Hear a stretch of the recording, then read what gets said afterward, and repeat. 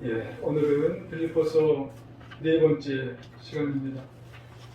바울을 담대하게 위한 삶의 목표라는 그런 말씀으로 우리가 은혜를 나누고자 합니다. 하나님의 은혜가 모두에게 충만히 임하시길 주님의 이름으로 축원합니다.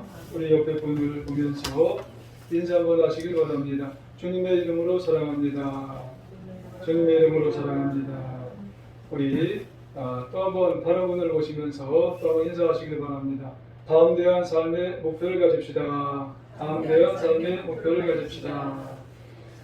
저는 이게 띄엄띄엄이었지만 빌립보서를 보면서 여러분과 함께 나누면서 나름대로 최대한 그 당시에 바울은 어떻게 살았을까, 또 바울은 어떤 생각을 하고 그 당시에 이제 인생을 살고 있었을까, 같은 말이겠습니다만은 입장에 한번 둬보려고 이렇게 노력을 했습니다.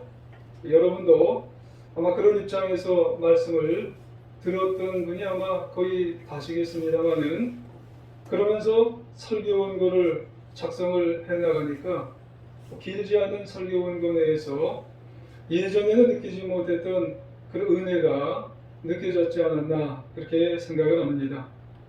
오늘 빌립보서 1장 19절 21절은 1장에서 거의 엑기스 같은 그런 부분입니다. 핵심과 같은 그런 부분이어서 오늘 이 말씀을 통해서 1장은 마감을 해야 되지 않나, 이렇게 생각을 해봅니다. 바울에게 있어서 그 어느 누구도 굴복할 수 없는 삶의 목표가 있는데, 그것이 무언가를 우리가 살펴보면서 오늘 한번 은혜를 나눌 수 있는 시간이 되기를 원합니다. 그래서 나도 그 누구도 굴복할 수 없는 삶의 목표를 한번 오늘 마음속에 되새겨보고, 그 삶의 목표를 통해서 우리가 인생을 살아갈 수 있는 시간을 한번 정립해 보았으면 좋겠습니다. 한 기독교 글에서 사람이 불행해지고 싶거든 이렇게 하라 라고 하는 글이 있어서 제가 한번 말씀을 드려봅니다. 첫 번째, 작은 일에 몰두하여 신경을 써라. 두 번째, 인생을 넓게 보지 말고 당장 자기의 이익만 생각해라. 두 번째, 이 세상에 옳은 사람은 나뿐이다 라고 하는 생각만 가져라. 네 번째, 남을 믿지 말고 의심해라. 다섯 번째, 항상 남과 비교하면서 살아라. 이렇게 하면 그 사람은 불행한 사람이 되고 만답니다. 그런데 이것을 한마디로 말하면 어떤 사람이냐면 자기 중심적인 사람을 말한답니다. 그러니까 남이 어떻든 간에 나만 편하면 되지 그만이지, 이렇게 생각하는 사람을 말한답니다. 이것을 좀 고상하게 표현하면 어떻게 표현할 수가 있냐면, 인생의 주인은 나야, 어디에 가도 인생의 주인은 나야, 이렇게 생각하는 사람은 언젠가는 삶이 불행해지고 만다고 하는 그런 얘기입니다. 그러면 여러분, 우리는 어떤가요? 인생의 주인을 여러분 누구로 생각하고 살아가시나요? 여러분은 자신을 내가 인생의 주인으로 살아가고 계신가요? 아니면 예수 그리스도가 인생의 주인으로 살고 지금 살아가고 계시나요?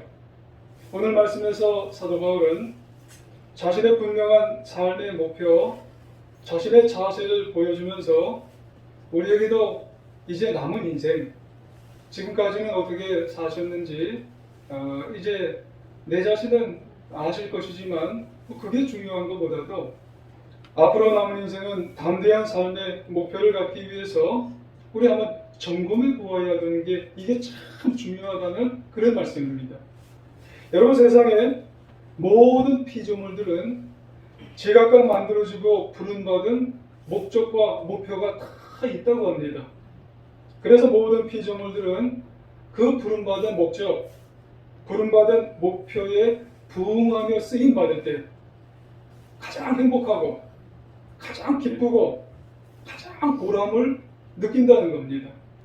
비근한 예로 볼펜은 글을 쓰기 위해서 만들어졌어요. 컵은 물을 담기 위해서 만들어졌습니다. 그리고 꽃은 아름다움과 향기를 바라기 위해서 창조가 되었습니다.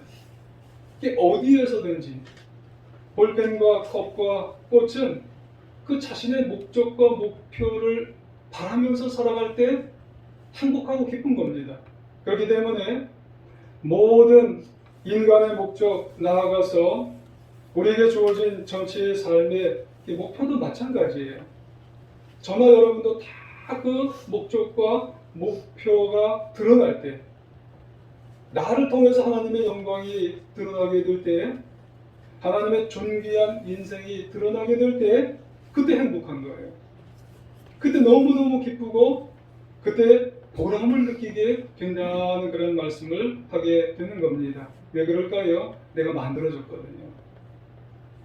하나님의 손에 의해서 만들어진 피조물이거든요. 그러니까 내가 행복하고 그러니까 내가 보람을 느끼게 되는 겁니다. 그럼 하나님이 가만히 계시겠어요? 자신을 위해서 쓰이려고 노력하는 그 피조물을 그냥 놔두시겠느냐고 하는 그런 말씀입니다. 그런 의미에서 오늘 바울은 자신의 인생 목표를 이렇게 말씀을 하세요. 오늘 20절, 여러분 20절 같이 한번 읽어보실까요? 시작. 나의 간절한 기대와 소망을 따라 아무 일이든지 부끄러워하지 아니하고 지금도 전과 같이 온전히 담대하여 살든지 죽든지 내 몸에서 그리스도가 존귀하게 되게 하려 하나니 아멘. 그래요. 지금 바울은요, 흔들리지 않는 분명한 목표가 있어요. 특별히 중반절에 보면 지금도 전과 같이 그래요. 지금 바울이 어디에 있어요? 감옥 속에 있어요.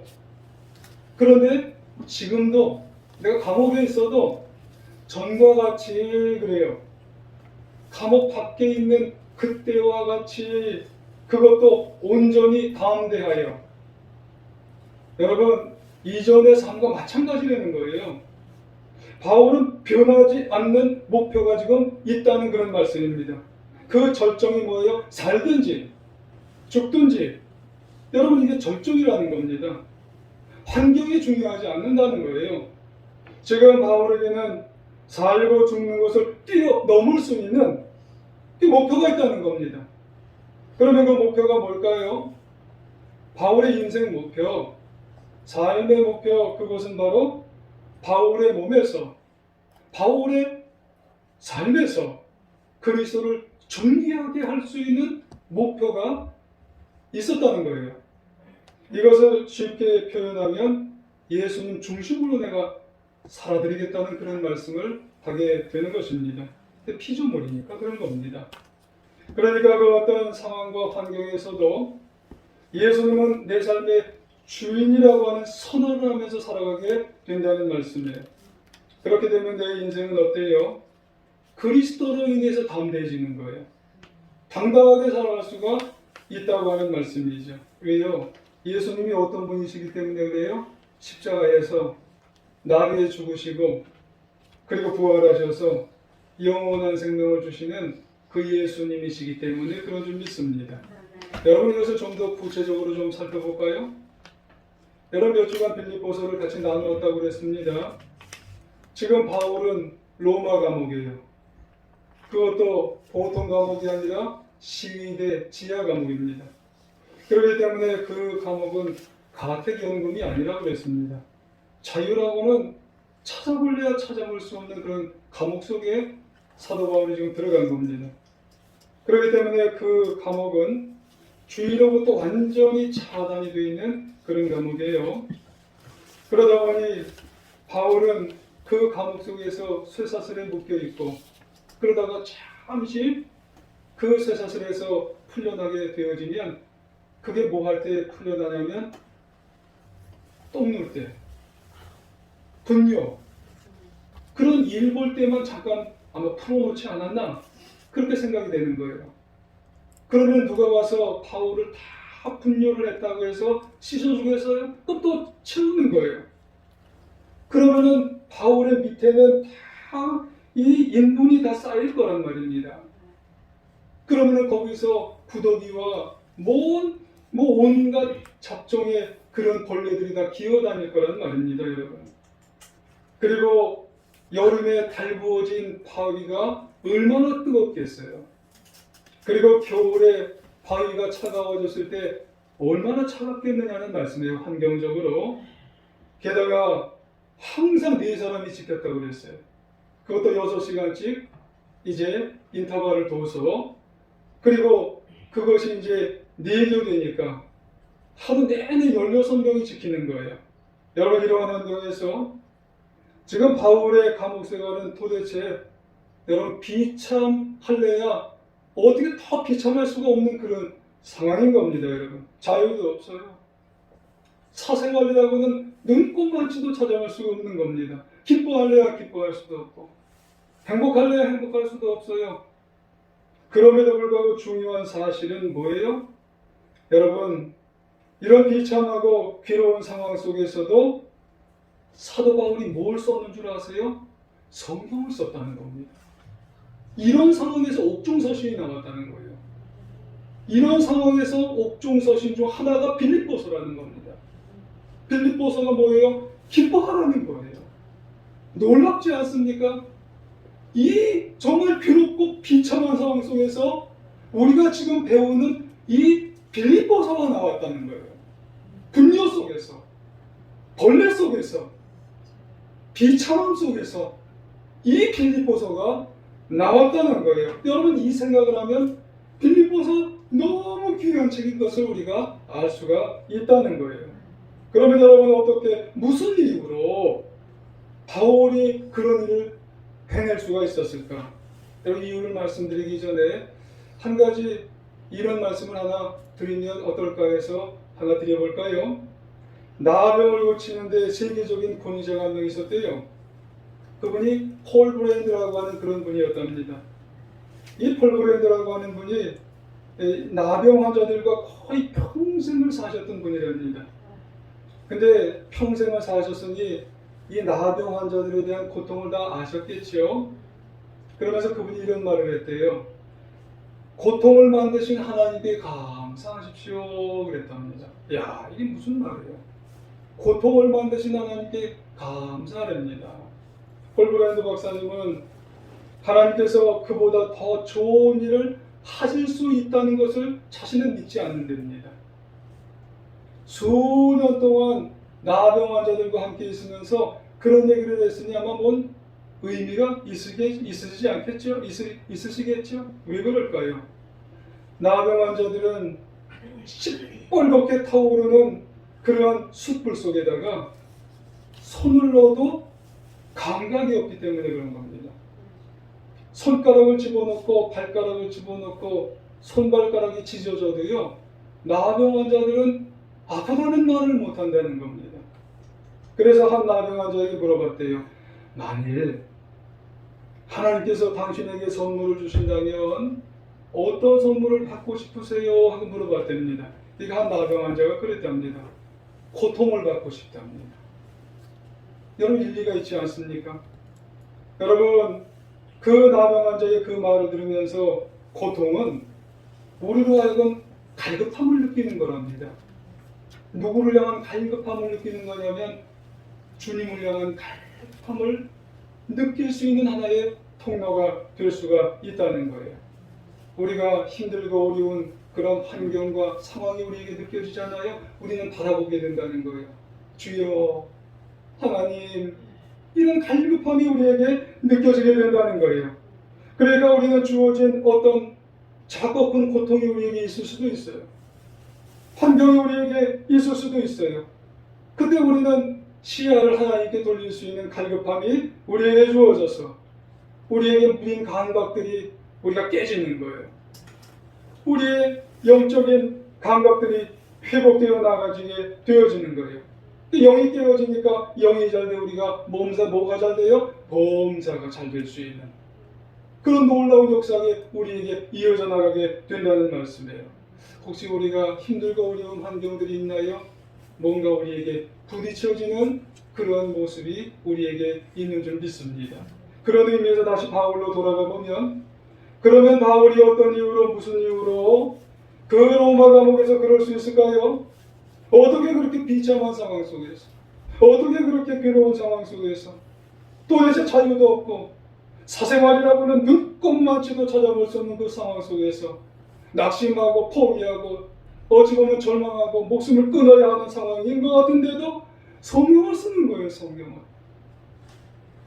그곳에서 누구를 바라보기 때문에 그래요? 독생자 예수 그리스도, 나를 살리신 예수 그리스도, 영원한 생명을 주신 예수 그리스도를 바라보기 때문에 그런 줄 믿습니다. 그래서 살든지 죽든지 내 몸에서 내 삶에서 그리스도를 존귀하게 하려 함이니라, 그렇게 말씀합니다. 여러분, 사도 바울은 상황이 안 좋다고 그랬어요. 내일 모레 속방이 되는 게 아닙니다. 그럼에도 불구하고 딱 한 가지, 그리스도입니다.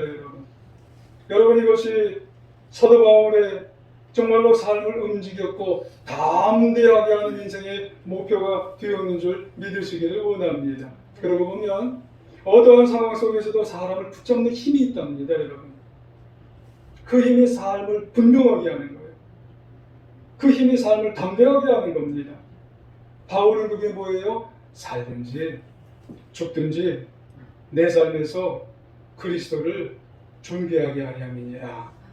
여러분, 십자가에 달리시고 죽으시고 부활하시고 영생부활 주신 예수 그리스도, 우리도 어떤 상황이나 어떤 삶에 다 다르시잖아요.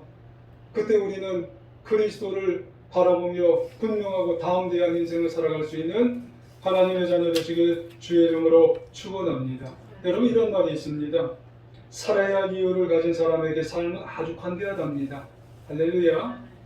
살아야 할 이유가 없는 사람은 반대로 아주 삶이 무자비하답니다. 또 이런 말도 있어요. 누구든지 살 이유를 발견한 사람은 어떻게 해서든지 산답니다. 할렐루야. 그런 의미에서 삶의 목적, 목표를 여러분 이런 말로 표현할 수 있어요. 사는 이유. 살아야 할 이유가 삶의 목적이요 목표가 될 수 있어요. 중요한 것은 살아야 할 이유가 있는 사람은 결코 삶을 포기하지 않아요. 그 어떤 어려움이 와도 극복할 수 있습니다. 사도 바울의 경우와 같이 그 어떤 환경에서도 살아야 할 이유가 오직 그리스도이심을 알고 여러분 살아가시길 주의 이름으로 축원합니다. 극복하세요. 그리고 기뻐하시길 원합니다. 환경 속에서도 나를 자꾸 이끌어 주시는 그리스도를 바라보면서 여러분 극복하시고 기뻐하시고 보람을 느끼시고 살아가는 우리 모두가 되시기를 바랍니다. 그런 의미에서 오늘 20절 상반절을 보시면 나의 간절한 기대와 소망을 따라 아무 일이든지 부끄러워하지 아니하고 그래요. 아무 일이든지 부끄러워하지 않는답니다. 여러분, 아무 일이든지 이 말은요, in everything이라는 그런 단어입니다. 어렵지 않은 단어죠. 여러분, 여기서 사도 바울은 아무 일, 그 모든 일, 부끄럽지 않은 일은 삶의 이유가 분명한 거예요. 삶의 목표가 분명한 겁니다. 여러분, 사실 모든 사람들 가운데 여러분 자신이 가진 목표를 부끄러워하는 사람이 있을까요? 있어요. 살아가면서도요, 자신이 가지고 있는 목적, 목표를 부끄러워하는 사람이 있습니다, 여러분. 왜요? 그 목표가 건전하지 못하거든요. 그 목표가 의미가 없이 그냥 하루하루를 살아가는 사람은 여러분 자신이 가진 목표를 부끄러워하는 사람이 있어요. 또 이 세상에서 불행한 사람 중에 하나는 중요하지 않은 일에 성공한 사람입니다. 누군가 이런 말을 해요. 가장 두려워하는 것은 실패하는 게 아니랍니다. 여러분 인생 살면서 정말 중요하지 않은 일에 성공하는 것이 여러분 두렵대요. 인생을 살면서. 예를 들면 조주빈 같은 사람. 여러분 조주빈 같은 사람은요, 인터넷에서 장난치다 성공했으니 얼마나 여러분 인생 사는 게 두렵겠어요. 사기치는 것. 여러분 사기쳐서 한번 성공한 사람들 여러분 웃고 있지만 그 사람들이 여러분 자랑스럽겠어요. 여러분 그런 것들은 여러분 올바로 된 인생이 아닐 거예요. 그러므로 우리는 모든 일에 있어서 나의 삶의 이유가 목적에 있어서 중요한 것은 뭐냐면 예수 그리스도. 예수 그리스도가 삶의 중심이요 또 목표요 목적인지를 내가 오늘 하루를 살면서 난 정말 이 시간 짧은 순간이나마 내가 지금까지 살아온 인생의 목표가 목적이 그리스도 자녀로서 살아가고 있는지 한번 되돌아보시길 바랍니다. 그렇다면 담대한 겁니다.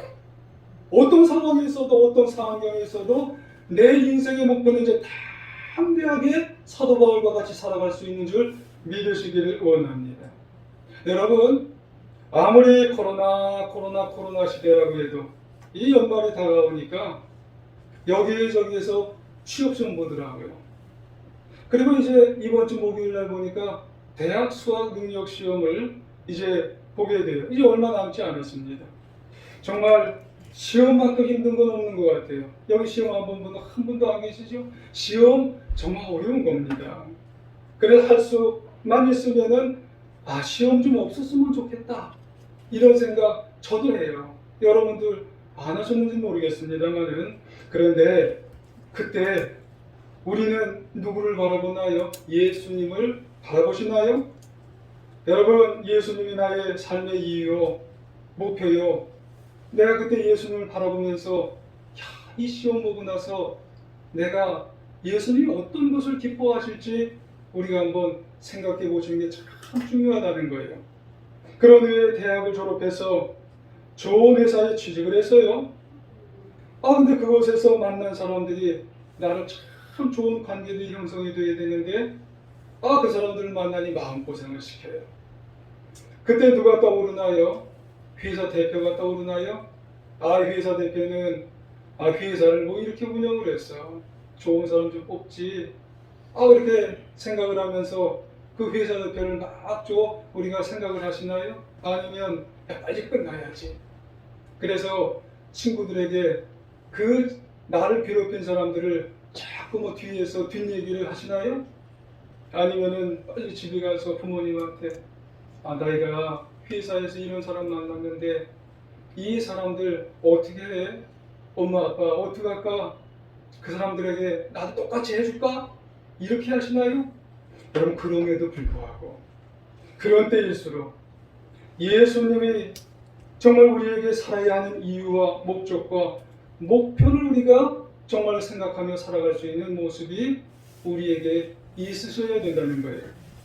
이것 말고도 우리가 처해 있는 상황과 환경은 너무나도 많아요. 그때마다 우리 모두는 누구를 바라보아야 되나요? 예수 그리스도를 바라보아야 우리 인생 속에 담대할 수 있다는 겁니다.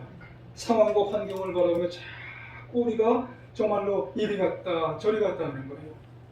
그런 때일수록 자꾸 예수님은 어떻게 하시기를 원하시는지 우리가 예수님이 내 삶에서 존귀하게 드러나기를 항상 우리가 생각하며 결단하며 살아갈 수 있는 하나님의 자녀가 되어야 할 줄 믿습니다. In everything 아무 일이든지 어떤 상황에서든지 어떤 경우에서든지 나를 위해서 십자가에 달리시고 죽으시고 부활하셔서 영원한 생명을 주신 그 예수님을 바라보면서 더욱더 담대해지시고 용기를 가지시고 인생을 승리하며 살아가는 하나님의 자녀가 되시길 주의 이름으로 축원합니다.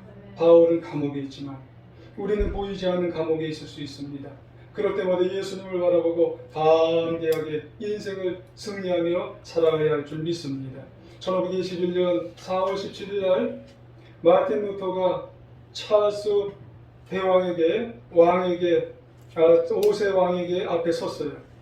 찰스 왕제는 눈을 크게 뜨면서 루터에게 호령을 내렸답니다. 네가 쓴 모든 책을 너의 손으로 불살라버리라. 그렇지 않으면 네가 불살라질 것이다. 그렇게 이야기를 했답니다. 루터가 아무 말을 못하고 벌벌벌 떨고 있었답니다. 겉으로만 떠는지 모르겠어요. 떨고 있었겠죠. 그때 루터는 무겁게 입을 열었어요. 내가 답할 수 있는 시간 하루만 주십시오. 그게 좋다. 꼭 하루 동안에 내일 이 시간에 대답할 것을 가지고 와라. 그렇게 얘기했답니다. 루터는 집으로 갔어요. 밤을 새워서 기도를 했답니다. 루터는 새벽에 확신을 가지고 그리고 찰스 왕제에게 와서 이야기를 했어요. 나는 잘못한 게 없습니다. 그렇게 생각하지는 않습니다. 성경으로서 나의 책에 잘못된 것을 황제가 입증을 해주기 전에는 내가 이 책에 대해서 불사를 수가 없습니다 하고 담대하게 황제에게 이야기를 했다는 겁니다. 여러분, 예수님을 시인하고 증거하고 하나님 말씀에 순종하여서 말씀대로 담대해진 사람은요, 황제가 있어도요, 하나님 말씀대로 담대하게 그 말씀을 증거하며 살아가게 되는 줄 믿습니다. 더 확고해지는 거예요. 믿음 위에 섰을 때 의심도 사라지고 두려움도 사라져서, 그래서 결국은 누가 승리했어요? 루터가 승리하게 되어져서 결국은 종교개혁을 일으키게 되었다는 말씀입니다. 여러분, in everything, 우리의 삶에 있어서 어떤 상황에 있든지 어떤 경우에 있어든지 온전히 예수 그리스도를 바라보며 의지하며 나가서 담대하게 인생을 살아갈 수 있는 우리 모두가 되시기를 바랍니다. 그런데요, 바울은 여기에서만 멈추지 않았어요. 바울은 존귀하게 자신의 삶에서 예수님만 드러내는 것이 아니라 한 단계 더 넘어서 예수님이 자신의 삶에서 사시기를 원하셨어요. 21절 한번 보실까요? 21절 같이 한번 읽어볼까요? 시작. 이는 내게 사는 것이 그리스도니 죽는 것도 유익함이니라. 아멘. 이게 헬라어 성경으로 보면 좀 더 간단해요. 사는 것 그리스도, 죽는 것 유익함, 이렇게 되어 있답니다. 여러분, 이 말의 뜻은 사는 것 그리스도, 근데 그 안에 거하면 죽는 것도 유익하다, 이 말입니다. 그러니까 아주 중요한 수준 높은 그런 인생을 사도 바울이 목표로 가졌다는 거예요. 사는 것도 죽는 것도 사도 바울에게 정말 문제가 아니라는 겁니다. 오직 그리스도가 그의 인생의 삶에서 사시기를 원하셨다는 거예요. 내 삶에서 살아가시기를 원하셨다는 목표를 가졌다고 하는 그런 말씀을 하게 되는 것입니다. 그래서 사도 바울에게 있어서 예수님 빼면 안 된다는 거예요. 드러나기만 하는 것이 아니라 나의 삶에 예수님이 없으면 존재 이유가 없다는 그런 말씀으로 목표를 삼으며 살아가게 되어진 줄 믿습니다. 여러분 삶에서도 예수님 빼면 아무것도 아닌 것으로 목표를 삼으시길 주의 이름으로 축원합니다. 여러분, 우리도 이런 예수님을 생각하면서 두 가지 명제를 여러분에게 한번 드려볼까요? 여러분은 어느 쪽인지 한번 생각해 보세요. 첫 번째로, 나는 예수님을 위해 사는 그리스도인. 두 번째로, 나는 예수님으로 사는 그리스도인. 여러분, 지금까지 여러분은 어느 쪽의 그리스도인으로 살아가셨나요? 첫 번째, 나는 예수님을 위해 사는 그리스도인. 두 번째로, 나는 예수님으로 사는 그리스도인. 여러분, 대부분의 그리스도인들은 전자랍니다. 거의 80, 90% 정도는 전자에 속한 예수님으로 사는 그리스도인으로 많이 생각을 한대요. 이것도 대단한 거예요. 그런데 잘 생각해보면 우리가 신앙생활을 하다 보면 참 삶의 짐이 너무너무나 무겁고 힘들어하고요. 그리고 살아가다 보면 교만해질 때가 언제냐면 첫 번째예요. 나 예수님으로 살아. 나는 예수님으로만 살아. 이렇게 할 때에 여러분 참 교만해지고 내 삶의 짐이 너무너무 무거울 때가 많다는 거예요. 왜요? 나 예수님으로 살아 할 때요. 주어가 누구예요? 예수님이 주어가 아니에요. 내가 예수님으로 살아 라고 할 때 주어는 내가 주어가 된다는 그런 말씀을 하게 된다는 거예요. 여러분, 이 경우의 주인공은 명백히 예수님이 아니라 내가 된다는 거예요. 그래서 내가 잘 되면은 예수님이 잘 되는 거예요. 그리고 내가 못 되면 예수님도 안 된다는 그런 말씀이에요. 이런 종류의 그런 믿음으로 사는 사람들은 되게 열심을 많이 합니다. 봉사도 많이 하는 거예요. 근데 그 이외에 뭐가 있냐면은 피곤함을 많이 느껴요. 그리고 어쩌다가 뭔가 잘못이 느껴지면 죄책감도 많이 느껴지게 된다는 거예요. 왜 그런 줄 아세요? 판단 기준이 나한테 있어요. 내가 예수님을 위해 살아드려야 돼. 이게 내가 기준이 되어서 그렇다는 그런 말씀이에요. 자신이 예수님을 위해 산다고 생각하기 때문에 그렇다는 말씀. 하지만 21절의 내용을 담은 후자는 뭐예요? 나는 예수님으로 사는 거예요. 여러분, 그래서 예수님으로 내 속에 예수님이 살아계시면 어떤 거예요? 갈라디아서 2장 20절에 보면은 내가 그리스도와 함께 십자가에 못 박혔나니 그러즉 이제는 내가 아니는 거예요. 오직 내 안에 그리스도께서 사시는 것이라.